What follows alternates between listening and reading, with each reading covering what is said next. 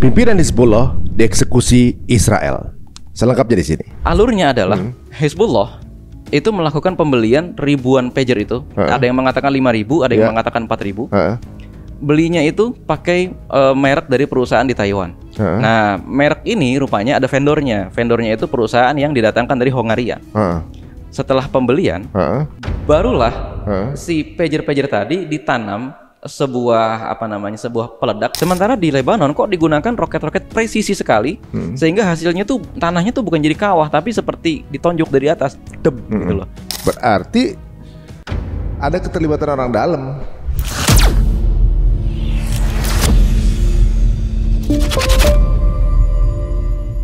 Assalamualaikum warahmatullahi wabarakatuh. Apa kabar semua pemirsa Cerita Untung ya? Semoga setiap episodenya memberikan keberuntungan untuk informasi-informasi yang sekarang sedang beredar belakangan ini.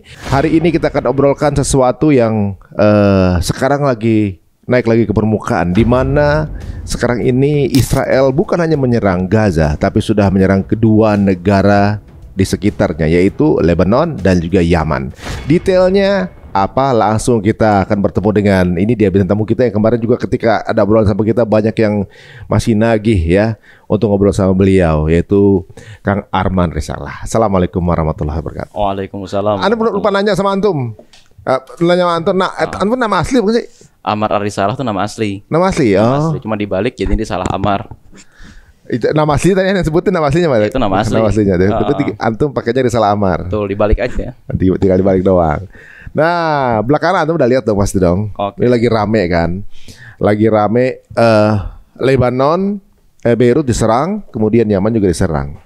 Gitu. Padahal sebentar lagi ini adalah 1 tahun. Nah, apa fenomena yang antum baca nih dari data antum? Pertama, ihtilal atau penjajah itu lagi panik sebenarnya. Kenapa? Karena setahun ini eskalasinya malah semakin besar. Ketika kemarin Komandan Baba Ismail itu syahid di Iran, mereka mengira selesai nih Hamas nih, selesai. Ternyata enggak, gitu loh. Makin keras, makin kuat. Bahkan kurang lebih sekitaran akhir September ini ya. Itu kemarin keluar video penyerbuan di Rafah. Artinya penyerbuan dari Al-Qassam di Rafah. Malah diserbu dianya. Dan itu telak banget. Jadi ada tank yang jaraknya kurang dari 10 meter ditembak dar pakai roket Yasin itu. Nah, yang kedua, tekanan dari Hizbullah itu juga makin ekstrim. Kalau tidak bisa kita katakan makin dahsyat, makin ekstrim. Karena kan belum serangan darat. Artinya gini, kekuatan asli Hizbullah itu belum terekspos selama perang Israel ini belum. Mengapa? Belum ada serangan darat gitu loh ke Lebanon. Tapi penjajah ini panik. Dia berpikir untuk segera menyelesaikan perang ini. Dan kenapa untuk segera? Nanti nih kita jelasin. Dia ingin segera menyelesaikan perang ini, maka dia berpikir untuk udah nih pimpinan-pimpinan yang di Lebanon Selatan kita bunuh aja semua, eksekusi aja semua. Nah, dia pasti dengan penuh pertimbangan. Kira-kira kalau Baba Nasrallah ini dieksekusi, apa dampaknya nanti? Dia kemarin menimbang begini, Ismail Haniyah itu dibunuh, ternyata tidak terjadi perang kawasan. Ya enggak? Dia berharap itu. Makanya dibunuhnya di Iran, bukan di Istanbul, bukan di Qatar, bukan di Yordania, bukan di Suriah. Kenapa bunuh di situ? Gitu ya. Terus yang lebih dahsyat lagi kemarin adalah ledakan 3.000 pager. Ya, Lebanon. Di Lebanon juga. Dia berharap Hizbullah akan membalas dengan cara yang kalap. Ternyata enggak juga. Terus Iran kelihatan membalasnya itu dengan cara yang elegan kalau saya bilang. Ngasih senjata ke Hizbullah gitu loh. Ngasih senjata ke gerakan-gerakan mukawamah yang ada di Lebanon Selatan. Mukawamah tuh bahasa khusus untuk perlawanan gitu ya. Yang ada di Lebanon Selatan. Nggak terlibat langsung, karena apa? Iran sadar kalau dia terlibat langsung, ini sama aja nih mancing Amerika, Inggris atau Prancis langsung menginvasi Iran. Untuk boleh bikin perang di situ. Iya, karena kan jelas alasannya. Senjata lo terarah nih ke gua nih, dan sekutu-sekutu gua nih gitu loh. Oh, jadi emang gayanya mereka playing victim ya? Iya pasti. Untuk ngasih sebab boleh untuk nyerang karena lo udah mulai duluan. Nah gitu. Itu kita udah lihat pola yang sama di Irak. Kita udah lihat pola yang sama di Libya dan di banyak negara yang di Palestina lain. Polanya bukan sama lagi gimana kan udahnya. Itu dia. Kira-kira dilawan seolah-olah punya hak untuk membela diri gitu kan. Itu dia. Oh gitu. Jadi itu awalnya. Ketika pager itu memang berarti dari dia tuh. Dia memang mereka udah state kalau itu dari dia. Pagernya itu ya. Israel sama sekali tidak memberikan statement. Sama seperti pembunuhan Baba Ismail, sampai hari ini tidak ada statement resmi dari IDF yang mengumumkan bahwa kami membunuh itu. Statement resmi untuk itu hanya keluar ketika Hasan Nasrallah terbunuh. Baru IDF mengumumkan. Itu mereka yang lakuin. Itu mereka yang melakukan. Tapi kalau serangan pager tidak diumumkan bahwa mereka yang melakukan. Nah, alurnya kemarin saya baca artikel di New York Times, di Reuters, meskipun kita tidak bisa percaya sepenuhnya, karena kita tentu ikut investigasi dari Lebanonnya, gitu ya. Alurnya adalah Hizbullah itu melakukan pembelian ribuan pager itu. Ada yang mengatakan 5.000, ada yang mengatakan 4.000. Belinya itu pakai merek dari perusahaan di Taiwan. Nah, merek ini rupanya ada vendornya. Vendornya itu perusahaan yang didatangkan dari Hongaria. Setelah pembelian, barulah si pager-pager tadi ditanam sebuah sebuah peledak yang peledaknya itu besarnya tidak lebih dari ukuran kayak bungkus bubuk cabai kecil. Jadi sebenarnya ketika dibeli udah ada di situ. Udah ada. Itulah sebabnya keluar investigasi juga nih dari sementara ya dari pihak Hizbullahnya. Ini random banget meledaknya di mana aja. Ada yang udah dimiliki sama nakes, ada yang lagi ditaruh di meja, ada yang dimiliki sama kepolisian bukan Hizbullah ya, kepolisian mereka yang non Muslim gitu loh. Ada juga yang lagi dimainin sama bocah-bocah, begitu random. Jadi sebenarnya ini unik juga ya. Lebanon kan masih pakai pager ya. Itu apa karena dia udah tahu bahwa akan disadap sama Israel, jadi komunikasi pakai itu gitu. Iya, kalau kita ke negara-negara konflik itu hal umum. Pager, telepon kabel itu common. Nah, ternyata vendornya dari teman mereka juga itu. Nah, itulah masalahnya yang mereka kurang. Saya kemarin diskusi dengan Ustadz Hussein Gaza. Kenapa tidak satupun pager meledak di Gaza? Kan itu pertanyaannya. Karena ternyata ya blokade itu menyebabkan teman-teman kita di Gaza lebih hati-hati. Sementara kondisi Lebanon yang tidak diblokade menyebabkan mereka anggaplah kurang hati-hati pada saat itu. Lolos lah itu satu barang dua barang. Di Gaza juga ada pager? Ada. Di Gaza juga ada pager, cuma kan karena sekarang jaringan telepon dan internet mati ya sudah tidak terlalu aktif. Menarik juga ya. Jadi sebenarnya walaupun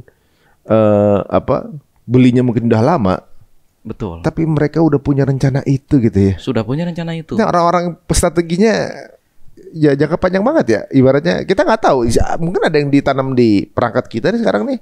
Nah, ini kemarin saya juga diskusi sama seorang teman saya. Tampaknya inilah yang menyebabkan negara-negara Ahlus Sunnah berhati-hati untuk declare perang atau mengarahkan satupun senjatanya.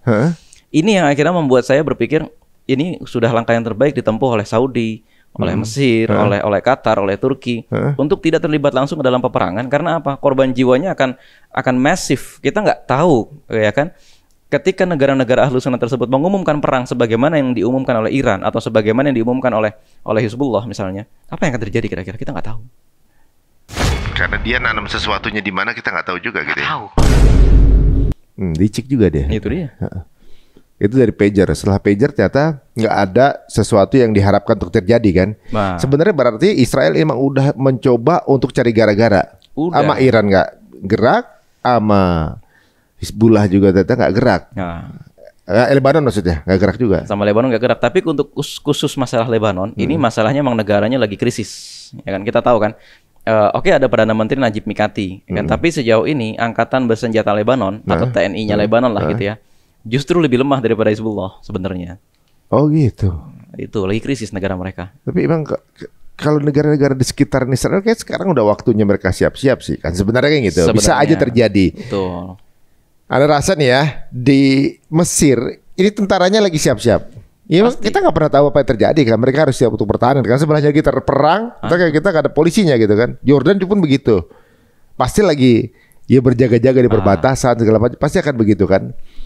Ini di Lebanon udah deket, punya itu tentaranya lemah.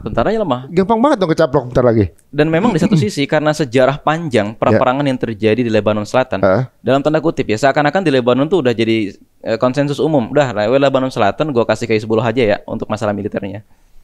Yang negara Lebanonnya itu namanya wilayah utara, pantai gitu-gitu aja. Itu loh. Itu kalau kita ngelihat peta peperangan saat ini, ya tentara nasionalnya Lebanon seakan-akan tidak menjadi korban.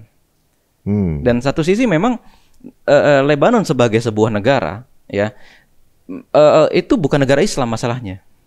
Bukan ya? Bukan negara Islam. Terlihat seperti negara Islam. Terlihat seperti negara Islam. Karena kan dia 50% Islam, 50% non-Muslim, Kristen Maronit gitu kan. Nah, yang Islam ini juga kebagi-bagi lagi. Ada yang Sunni, ada yang Syiah. Nah, yang Syiahnya Hizbullah itu Syiah Itsna Asyarah.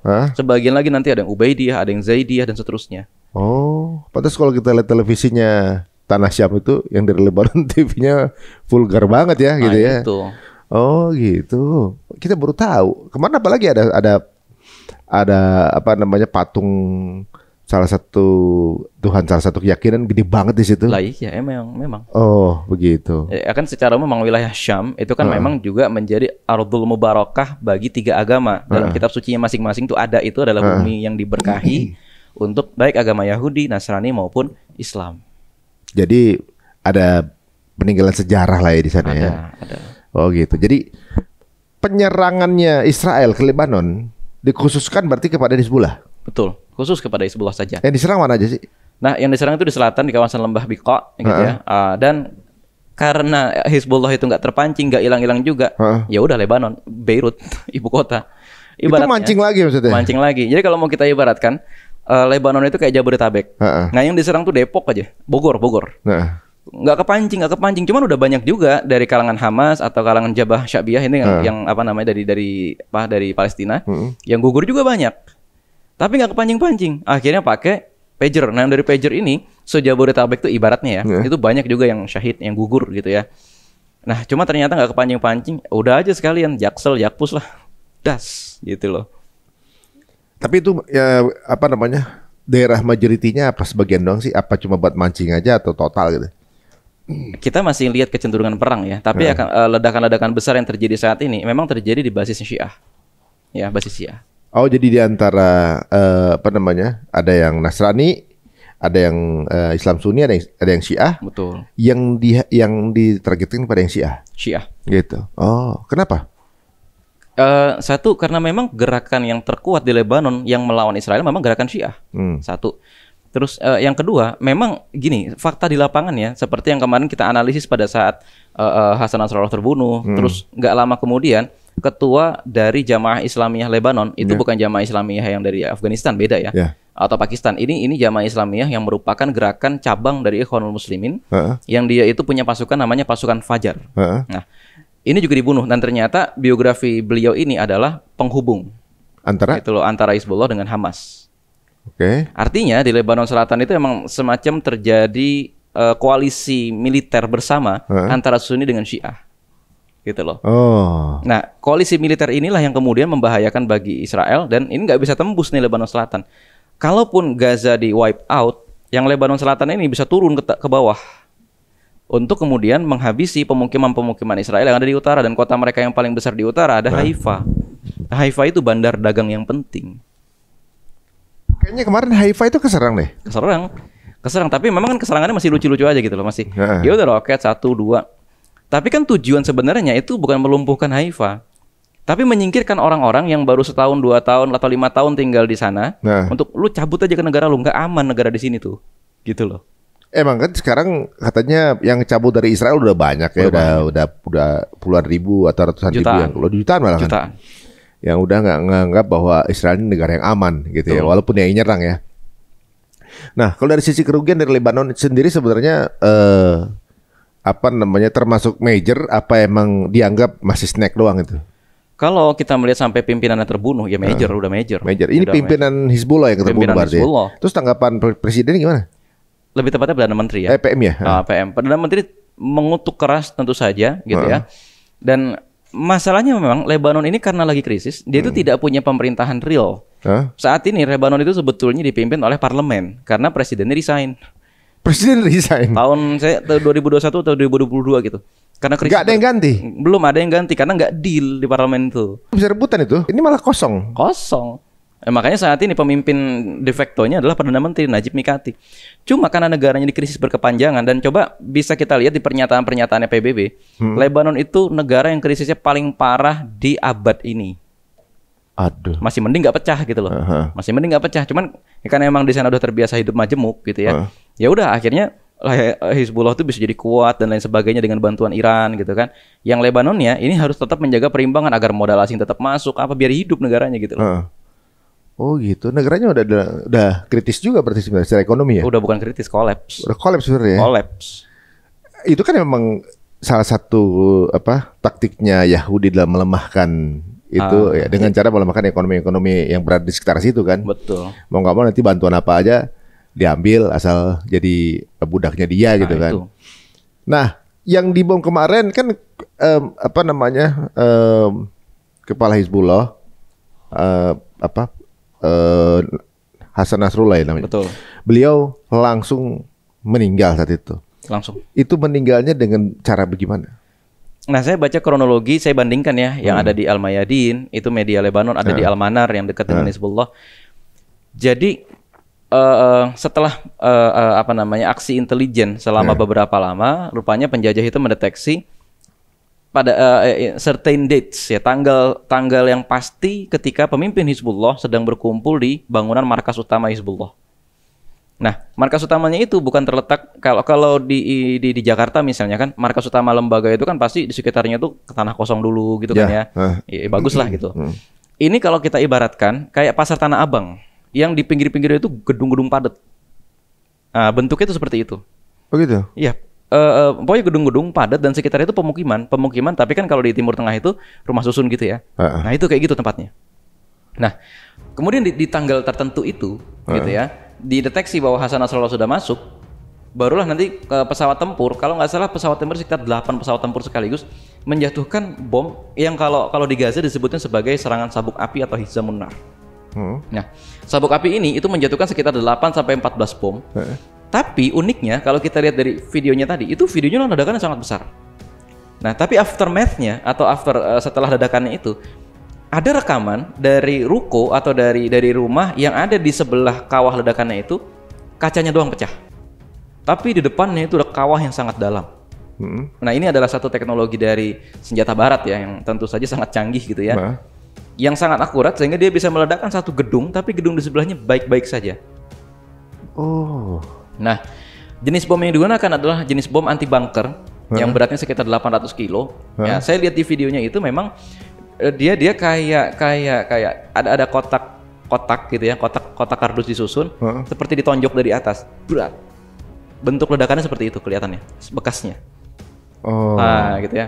Nah, Hasan Nasrallah saat itu ada di bunker, nggak ada di gedung itu, tapi di bawah. Nah, ternyata kronologi wafatnya atau kronologi meninggalnya orang ini adalah dia kena asap ledakan.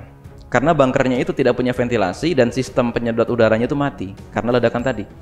Kemasukan asap, mati dia. Katanya jenazahnya dalam keadaan utuh. Semuanya meninggal dong saya? Semuanya meninggal dan kurang lebih sekitar 400 orang di gedung itu meninggal semua. Berarti ada keterlibatan orang dalam. Udah pasti. Karena kan di waktu yang tepat ada orangnya di dalam, kan berarti ada info beliau di dalam. Nah, kan begitu kan? Udah pasti. Inilah yang kemudian kemarin saya diskusikan dengan Ustadz Husain Gaza secara mendalam. Kenapa di Gaza itu yang digunakan roket-roket skala besar yang ninggalin kawahnya itu bukan dalam saja, tapi juga luas. Sementara di Lebanon kok digunakan roket-roket presisi sekali, sehingga hasilnya tuh tanahnya tuh bukan jadi kawah, tapi seperti ditonjok dari atas, gitu loh. Lobangnya itu certain gitu loh, enggak yang liar. Kayak lubang golf gitu ya. Kayak lubang golf. Karena Gaza sedang diblokade, Hamas itu berhasil mengembangkan sistem intelijen yang mampu mendeteksi siapa yang masuk, siapa yang keluar. Karena Hizbullah tidak dalam keadaan diblokade dan ada dalam satu kota besar yang bebas, maka siapa aja bisa masuk dan siapa aja juga dalam tanda kutip ya bisa jadi anggota Hizbullah. Itu loh yang jadi masalah. Jadi bisa aja di dalam Hizbullah sendiri banyak mata-mata kan. Sangat gitu, bisa. Dan sebenarnya berarti Israel tahu kemampuan Hizbullah seperti apa. Sangat tahu. Kalau dia tahu Hizbullah lemah, pasti dia dari kemarin udah nyerang. Berarti berhitung juga nih sekarang kan? Berhitung juga sekarang. Tapi dia tahu kalau meninggalnya ini impact-nya dia juga bisa ini dong, bisa berhitungkan akan marah atau enggaknya tahu dong berarti kalau orang dalam nih. Nah, ini berarti kan sebenarnya punya kemampuan untuk membidik satu tempat, satu titik gitu ya, persis seperti halnya waktu membidik Ismail Haniyeh. Tinggalnya di mana, ruangan apa, serangnya itunya aja. Ada lagi yang sebelumnya kan yang satu lantai itu doang yang dihabisin tuh. Yang sekarang satu bunker dihabisin gitu. Sekarang kalau di Gaza kan kayak udah. Apa jangan-jangan emang sengaja kali mau emang pengen ethnic cleansing kali. Ini dia bedanya antara serangan Israel di Lebanon dengan di Gaza. Di Gaza tujuannya nge-wipe out Gaza karena merupakan bagian dari mapnya Israel, gitu loh. Kalau menurut mereka ya, tentu Israel tidak ada sepanjang sejarah kita tuh nggak ada, adanya cuma ormas namanya Zionis, gitu ya. Tapi kalau di Lebanon tujuan mereka tuh bukan mau nge-wipe out Hizbullah atau mau nge-wipe out Lebanon. Tujuan mereka hanya melumpuhkan Hizbullah saja. Sebagaimana dulu ada gerakan yang menjadi seniornya Hizbullah di lokasi yang sama, namanya Harokah Amal. Sama, ini Syiah Itsna Asyarah juga, ya, Syiah Itsna Asyarah juga, bukan Islam. Dan ini, ya, itu juga dibunuh-bunuhin juga anggota-anggotanya gitu loh. Sama dengan cara yang mirip, kurang lebih dengan cara yang mirip. Tapi kemudian setelah gerakan ini tidak terlalu efektif, muncullah Hizbullah. Ya, gitu loh. Oh, sebenarnya mereka di proksinya mana sih? Kalau memahami Syiah tidak tepat kalau kita katakan sebagai proksi. Ya, kalau memahami Syiah itu oke, mereka ada satu imam, ya. Tapi sisanya, ya, mereka ini lebih tepatnya aksis namanya, aksis gitu ya, bukan proksi.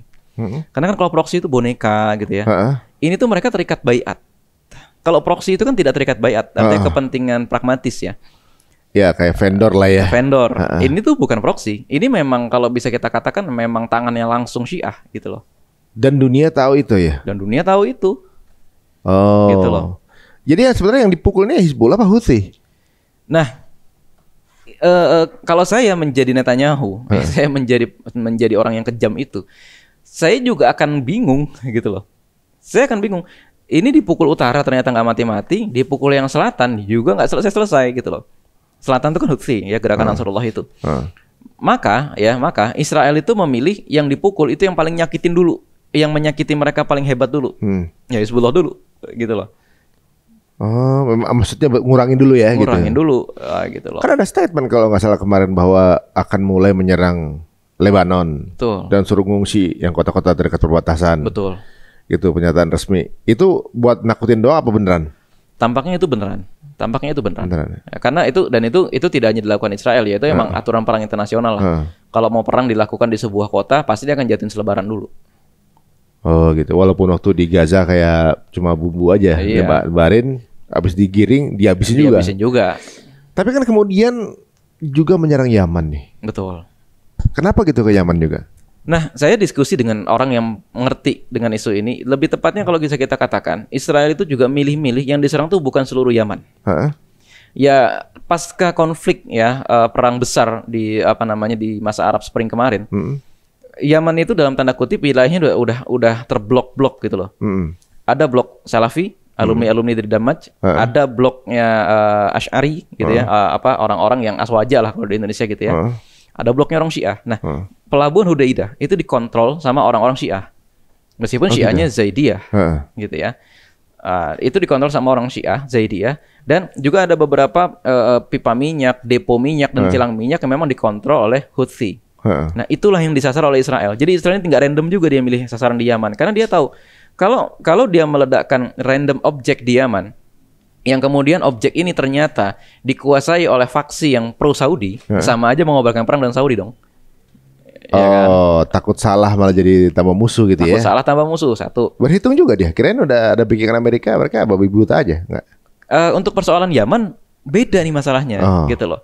Kalau Hizbullah itu ibaratnya cuma sebuah parpol di Lebanon, gerakan Ansarullah itu udah penguasa di Yaman. Karena lumpuh pemerintah Yaman. Oke lah bisa kita katakan secara sederhana, gerakan Ansarullah itu sudah menguasai Yaman. Maka benar juga orang yang mengatakan itu Yaman yang diserang, ya benar juga orang gerakan Ansarullah sekarang menguasai Yaman. Menguasai Yaman ya. Iya. Tapi lebih ke apa? Ideologi apa yang apa namanya? Yang diserang sama Israel? Nah, gini ya. Kan ada Sunni, ada Syiah, ada dua itu aja di sana. Dua itu aja kalau di Yaman ya. Dan itu yang diserang Syiah jelas. Kenapa dia? Ada masalah pada nggak sih? Ada Iran juga serang, Lebanon juga serang, Yamannya juga yang Syiah aja serang. Israel tuh berhitung, pokoknya dia tuh ingin menarik kekuatan besar Syiah untuk langsung terjun perang. Biar kekuatan besar di belakang Israel itu juga bisa terjun perang lebih lama, sehingga Netanyahu akan berkuasa lebih lama dan negara Israel akan teralihkan gitu loh, akan aman nanti jadinya. Oh, jadi maksudnya bikin pengalihan perang. Pengalihan perang, dipindahin lah perangnya itu gitu loh. Oh, ini proyek jadi kayaknya ya. Ini proyek. Dan kalau Iran kepancing, kan sekarang masalahnya Iran itu di embargo aja masih bisa sekuat itu gitu loh. Dan ini fakta yang nggak banyak orang tahu ya, bahwa Iran itu sedang dalam masa embargo dan satu persatu embargonya itu dikurangi gitulah ya. Seperti Indonesia dulu di zaman Pak Harto. Itu aja masih sekuat itu. Dan ketika nanti Iran terpancing untuk perang, ini sumber daya minyak, sumber daya pertanian, tambang dan lain sebagainya akan menjadi incaran negara-negara baik itu Rusia maupun Amerika. Itulah yang diinginkan oleh Netanyahu. Oh, sekarang dia udah diembargo berapa lama Iran? Sekitar 40 tahun mungkin ya, sejak revolusi Udah 40 Iran. tahun ini lagi diembargo sebenarnya? Iya, sejak revolusi Iran. Sejak Syahiran berarti? Ya, sejak awalnya ya. Oh, jadi kalau bisa dibilang dalam keadaan diembargo sambil dicurigai memiliki nuklir gitu? Betul. Wah, berarti kuat sih sebenarnya. Sebenarnya kuat ya? Dan kalau kita lihat dalam sepanjang sejarah, misalnya kita lihat dari zaman dinasti Fatimiyah, dinasti Safawiyah, atau milisi-milisi seperti Qizilbash, milisi seperti Assassin gitu ya, yang pernah berurusan dengan Salahuddin Al-Ayyubi, memang kuat Syiah itu.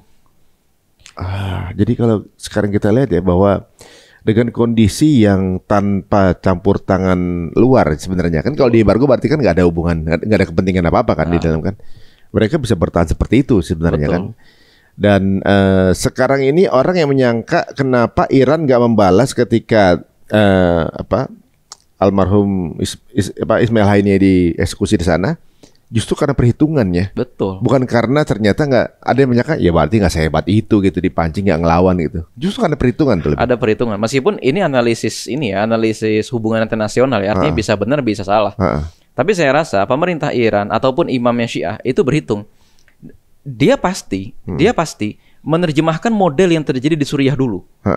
Ketika Suriah dalam tanda kutip ya, secara ceroboh menjadikan negaranya sebagai medan perang, apa yang terjadi? Rusia, Turki, Amerika Serikat, Cina, Arab Saudi, semuanya gabung di sana.